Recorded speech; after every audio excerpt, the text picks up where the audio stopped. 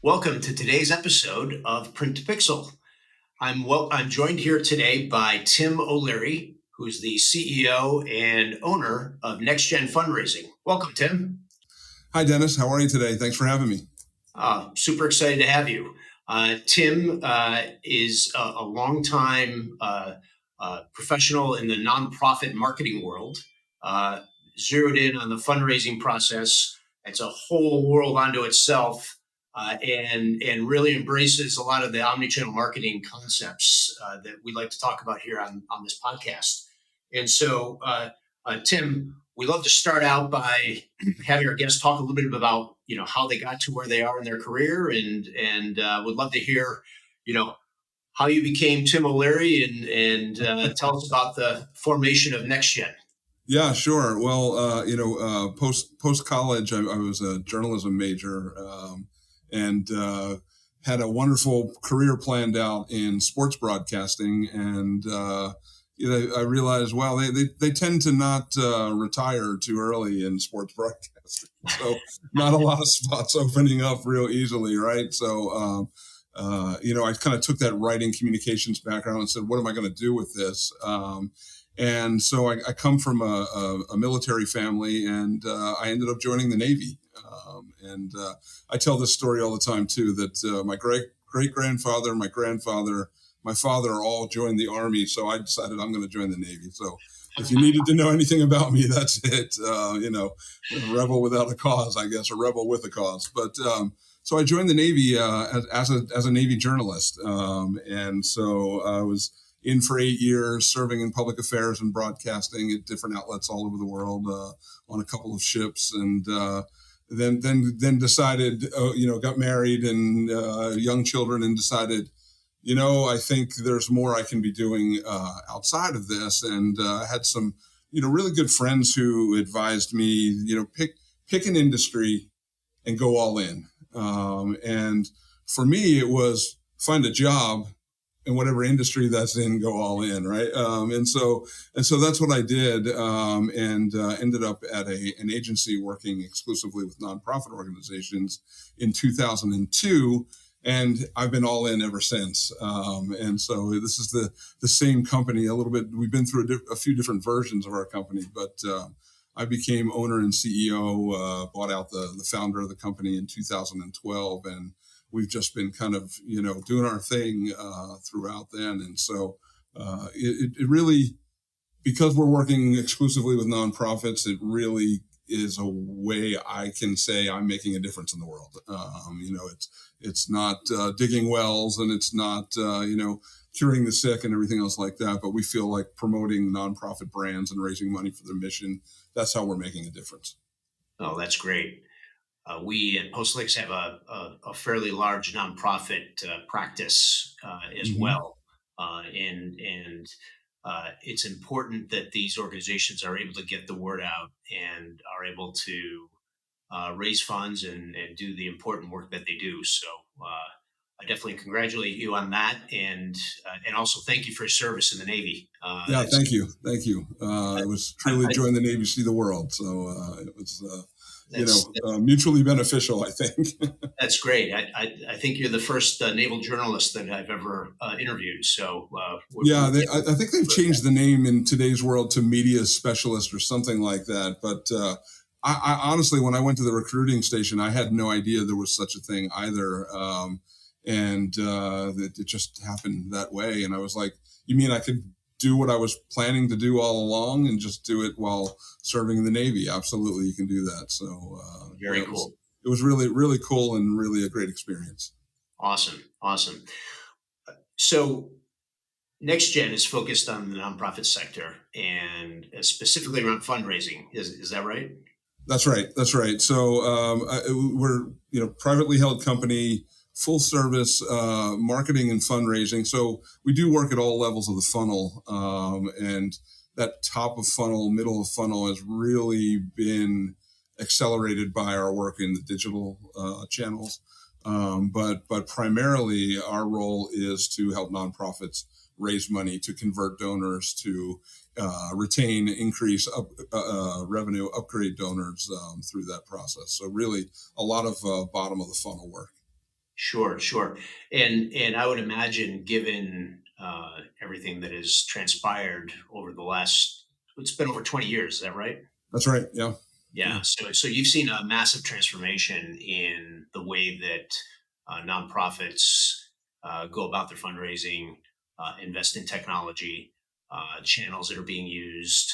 Um, uh, Tell us a little bit about that evolution, and what Yeah. was it like when you started, and what's the mix like today?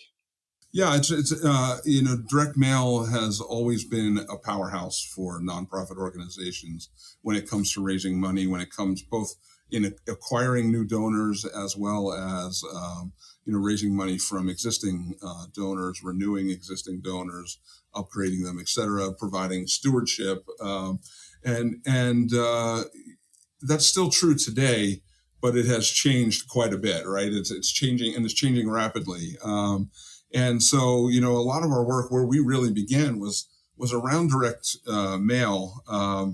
But our founder kind of saw early on there's this cool thing that they've created called the internet, and I think there's something to this, And so, email was kind of the first area we started trekking into, and again, more as support for direct mail, and it's kind of I think if I would say what's the biggest changes I've seen, it's that in the beginning, digital channels were really there to support direct mail and face-to-face fundraising efforts, and that's sort of flipped now. And so, I and where I see us going, and some of the leading nonprofits that are out there is really, where the intersection of sharp creative, smart strategy, data science, and automation through things like Postalytics, platforms like Postalytics, and other tools that are out there, and digital channels,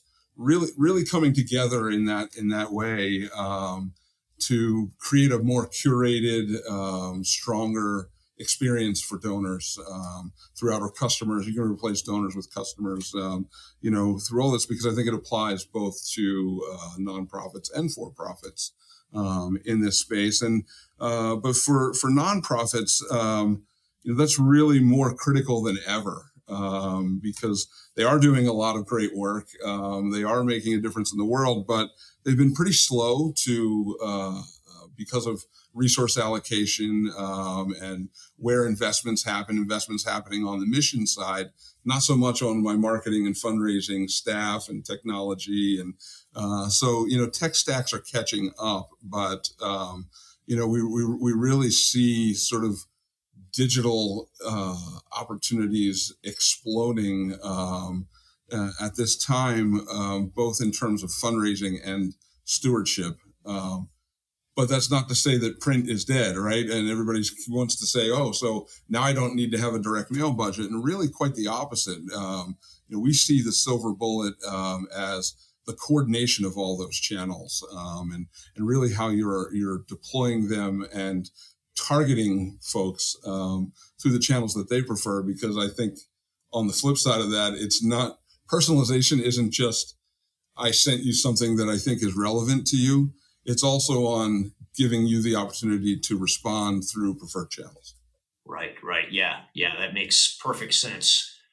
I had a guest recently who was describing the mix of different marketing channels, and described it as kind of an orchestra, and that the magic comes from the conductor, and kind of pulling it all together, and that when the channels are working in sync, they make beautiful music, and when they don't, it's pretty bad, right? Yeah, that's right. It's a great analogy. I think, if the horn section is, or the brass section is direct mail, and that's where a lot of the oomph comes from.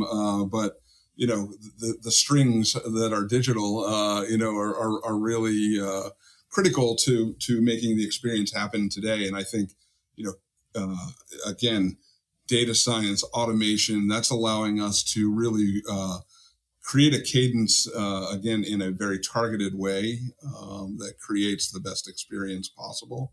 and truly allows us to communicate with people the way they want to, when they want to, and build a cadence and a journey that is really applicable to the individual. Sure, that makes perfect sense. Shifting gears a little bit, as an agency, as you've worked through this transformation in the industry, tell us about how your team has evolved and the skill sets Yeah. that you've been able to pull together at NextGen, and how they differ from an agency of 20 years ago, and sort of how you see that growing and evolving. Yeah.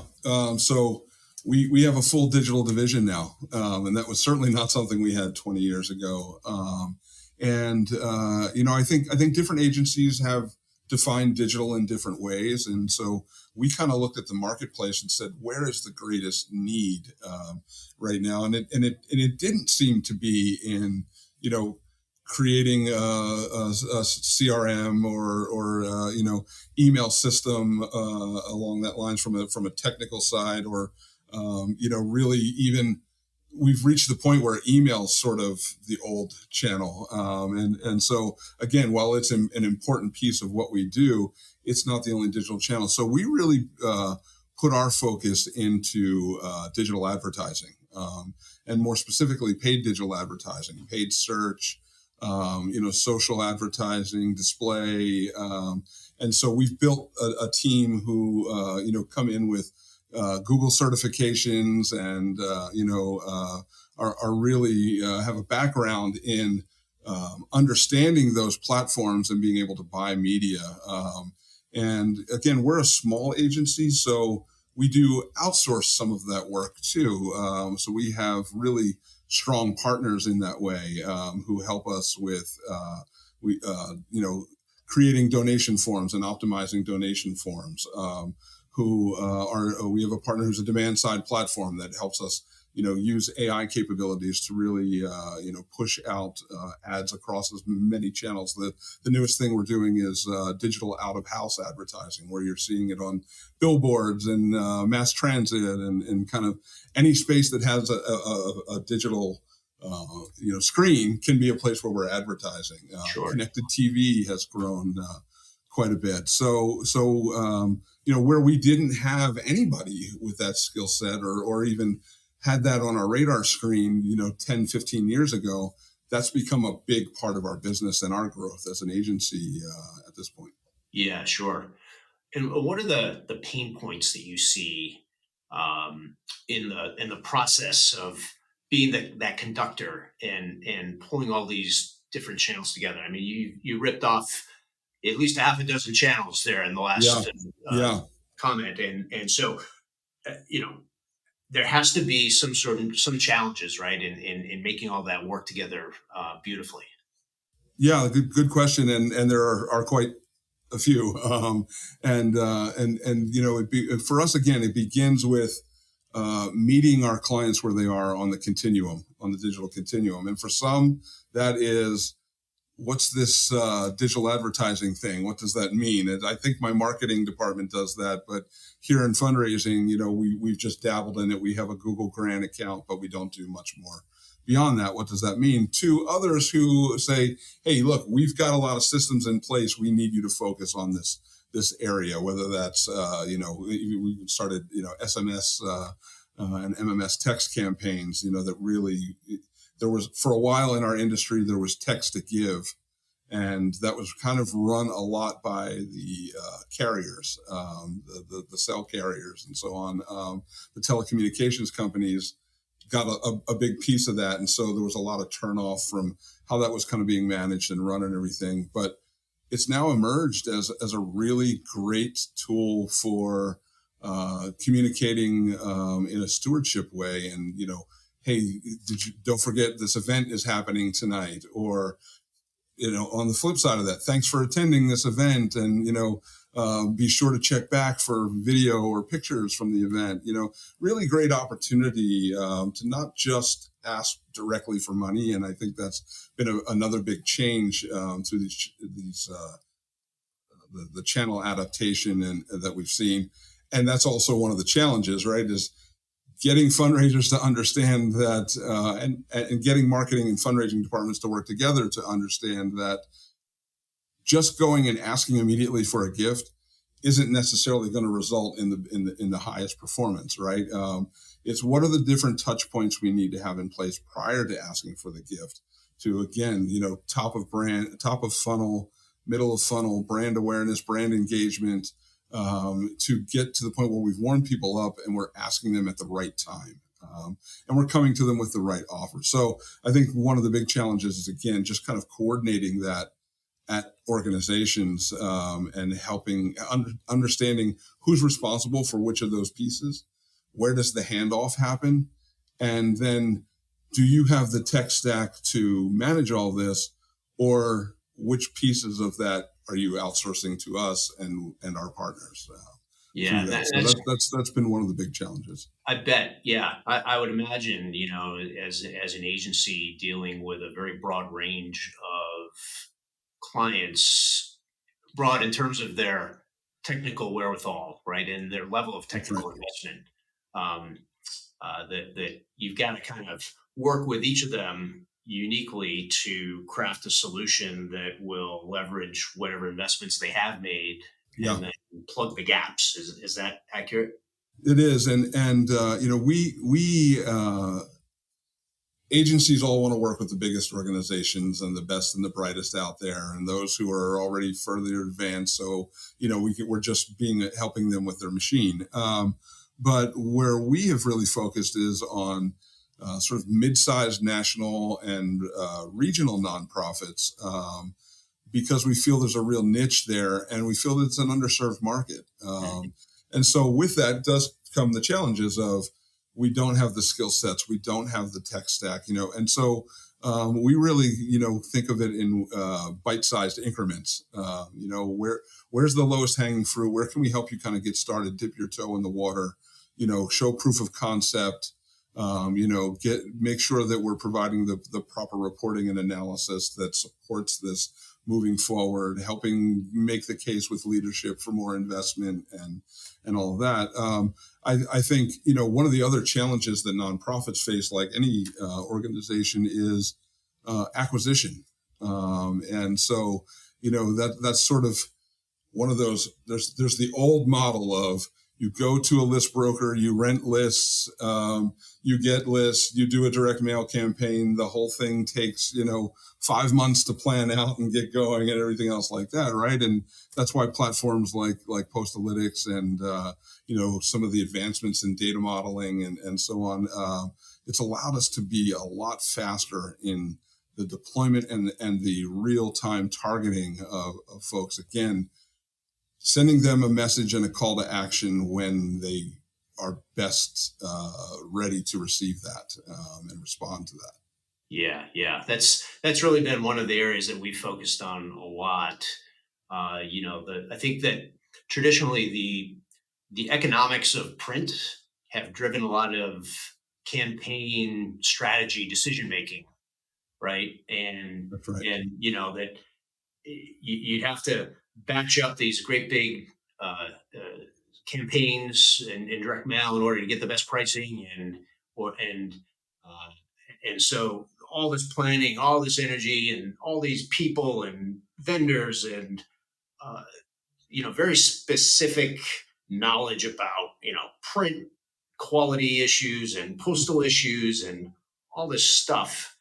And what we've really tried to do is to help those same nonprofits you're talking to and other businesses, the regionals, the mid-sized players, the smaller players, uh, have a platform that just sort of deals with the complexity and lets them focus on their message, lets them focus on their Yeah. marketing, right? And zero in on the task of moving the needle for their campaign, and the intersection of creative and strategy, and if we can offload the specialty knowledge and from uh, agencies, smaller agencies, small and mid-sized businesses and nonprofits, then they can be more successful by by doing what they do best, and That's right.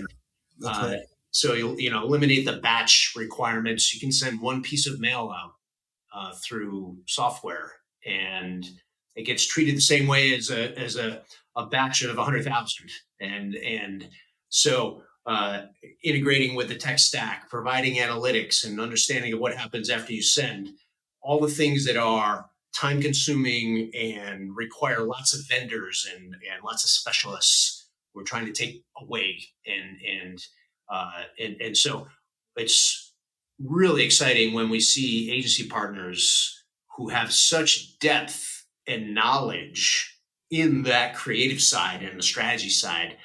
They can take a platform like ours and really make it sing for their clients, and it's so rewarding to see that. Yeah, I think we're speaking a lot of the same language. There's a lot of simpatico for sure, and I, you're talking about strategy too, and I think that's really it. Is helping organizations also understand their own strategy, right? And how fundraising strategy in our world aligns with what their marketing strategy is, what their financial strategy is, what their overall organizational mission strategy is, and using that to create goals that truly align, in a very balanced way, to what that is. And unfortunately, and again, this is just the nature of the beast. Sometimes, as I was mentioning, acquisition's a problem, right? And it's a challenge. And the cost of direct mail acquisition continues to go up as results go down. And you get this sort of endless cycle of people thinking about this year's budget as opposed to if I make this investment now, what does it look like 2, 3, 5 years from now?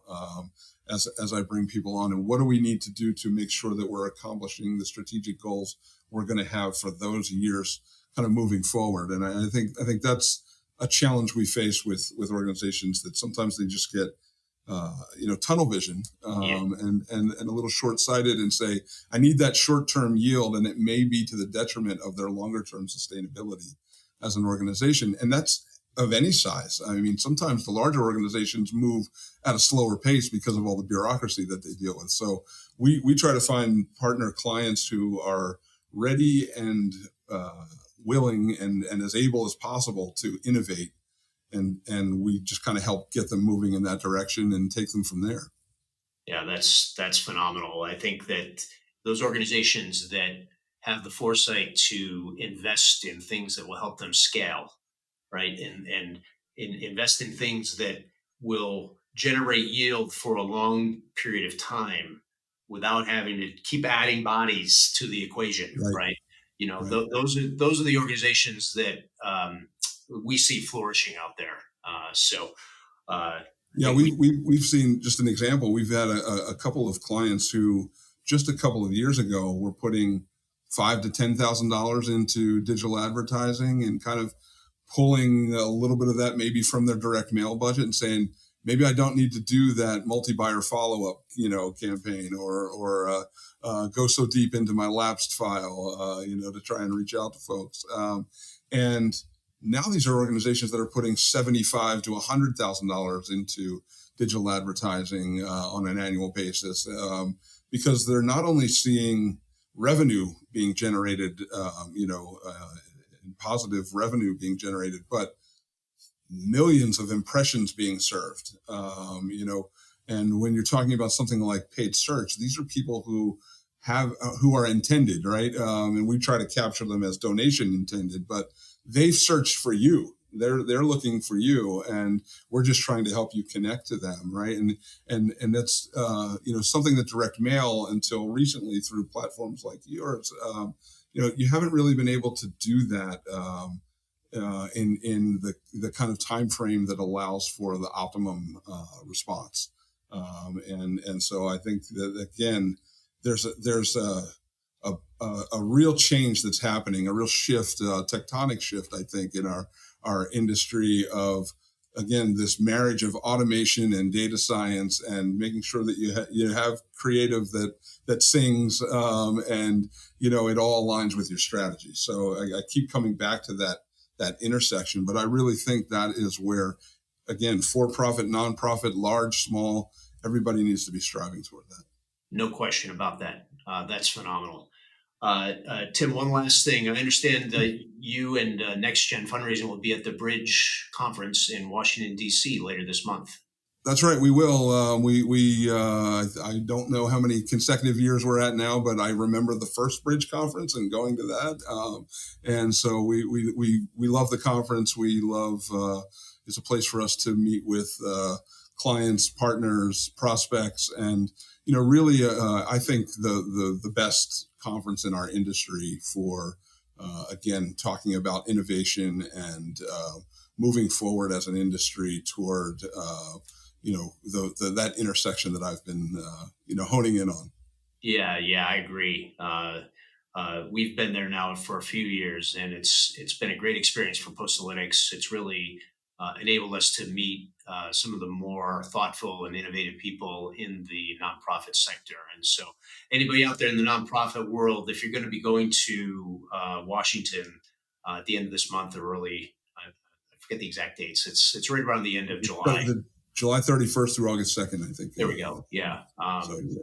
Please stop by, visit Tim at the NextGen Fundraising booth. Stop by Postalytics as well. We'd love to talk with you. And Tim, thanks so much. Really appreciate you coming on today. Yeah, thank you, Dennis. It's been a pleasure, and thanks for the work that you're doing, and especially the work you're doing to help nonprofits move forward. We as agency partners and them as organizations, we all need that kind of out of the box thinking that you're bringing as well. Well, that's great, and we need partners like you to help conduct that orchestra and make that beautiful music for the nonprofits. And so, thank you, and we'll look forward to talking again very soon. Excellent. That sounds great, Dennis. Take care. Okay. Bye-bye.